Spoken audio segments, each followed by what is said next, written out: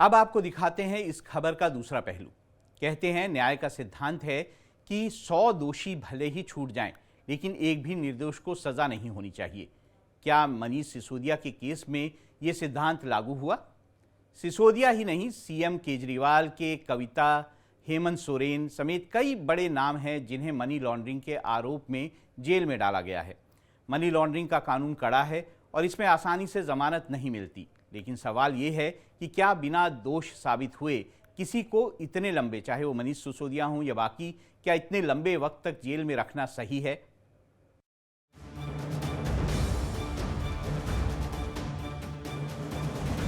शराब घोटाले में ईडी और सीबीआई ने अब तक 17 लोगों को गिरफ्तार किया है।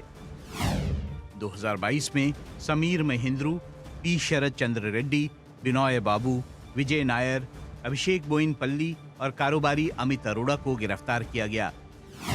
2023 में ईडी ने गौतम मल्होत्रा, राजेश जोशी, राघव मंगूटा, अमन धाल, अरुण पिल्लई, दिनेश अरोड़ा के अलावा आम आदमी पार्टी के बड़े नेताओं को गिरफ्तार किया।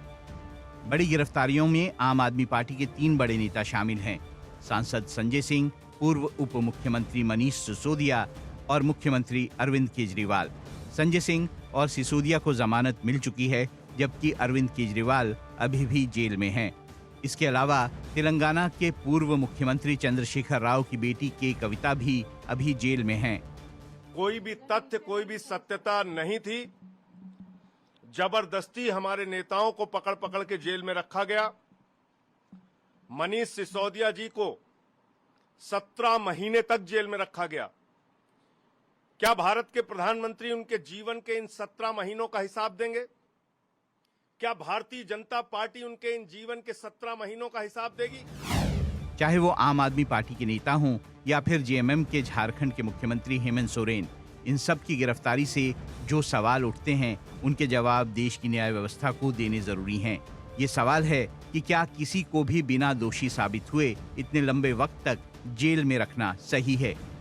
सिसोदिया को जमानत देते हुए सुप्रीम कोर्ट ने सख्त टिप्पणी की थी और कहा था कि जमानत नियम है और जेल अपवाद। न्यायमूर्ति बीआर गवई और केवी विश्वनाथन की पीठ ने कहा कि मनी लॉन्ड्रिंग कानून 2002 की धारा 45 के तहत जमानत की कठोर शर्तें हैं, लेकिन सिसोदिया 26 फरवरी 2023 से जेल में हैं। दोष घोषित होने से पहले किसी को इतने लंबे समय तक जेल में नहीं रखा जाना चाहिए कि बिना ट्रायल के ही दंड बन जाए। मनीष सिसोदिया को लंबे समय तक जेल में रखने से अनुच्छेद 21 में मिले स्वतंत्रता के मौलिक अधिकार का हनन होता है। इससे पहले सुप्रीम कोर्ट ने ईडी को 6 महीने में ट्रायल पूरा करने को कहा था, लेकिन जांच एजेंसी ऐसा नहीं कर पाई। 17 महीने बाद भी जांच ही जारी है। इस पर सुप्रीम कोर्ट ने कहा कि इस केस में कुल 493 गवाह हैं।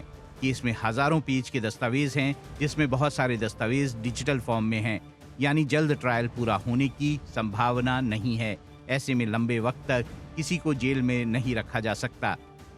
प्री ट्रायल डिटेंशन कोर्ट तभी बढ़ाता है जब कोर्ट को ये लगता है कि अगर इस व्यक्ति को रिहा किया गया तो ये एविडेंस से टैंपरिंग कर सकता है, छेड़छाड़ कर सकता है, या फिर इसके बाहर निकलने से की वजह से किसी और तरीके का रिस्क इन्वॉल्व है।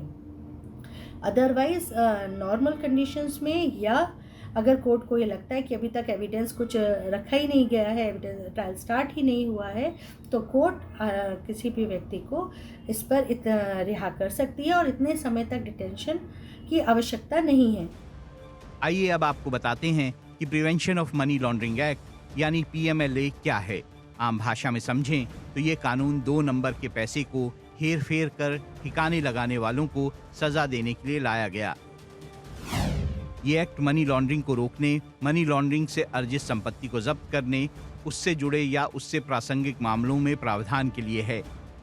इस कानून के तहत ईडी के पास आरोपी को अरेस्ट करने, उसकी संपत्तियों को जब्त करने का अधिकार है।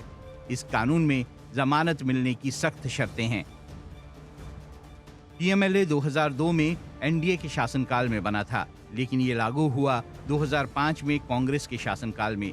तब पी चिदम्बरम देश के वित्त मंत्री थे। पीएमएलए कानून में पहली बार बदलाव भी 2005 में पी चिदम्बरम ने ही किया था। इस कानून को लेकर सुप्रीम कोर्ट 2 मामलों में ईडी को फटकार भी लगा चुका है।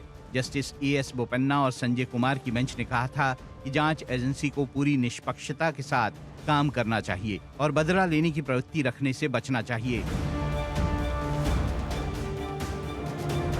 कानून कहता है कि जब तक कोई दोषी साबित ना हो जाए तब तक वो निर्दोष है और उसे सजा नहीं दी जा सकती। दूसरा पहलू में हम भी यही सवाल उठा रहे हैं कि जांच और ट्रायल के दौरान क्या आरोपी को इतने लंबे समय तक जेल में रखना ठीक है? क्या ये व्यक्ति के अधिकारों का हनन नहीं है? व्यक्ति के जीवन के वो दिन और साल जो जेल में बीतते हैं, व्यक्ति के निर्दोष साबित होने पर उसका हिसाब कौन देगा? क्या वो पुलिस और जांच एजेंसी के अफसर जिन्होंने पुख्ता सबूत ना होने पर भी व्यक्ति को जेल में डाला, या वो न्याय अधिकारी जिसने सबूतों के अभाव को देखते हुए भी व्यक्ति को बेल ना देकर न्यायिक हिरासत में भेज दिया?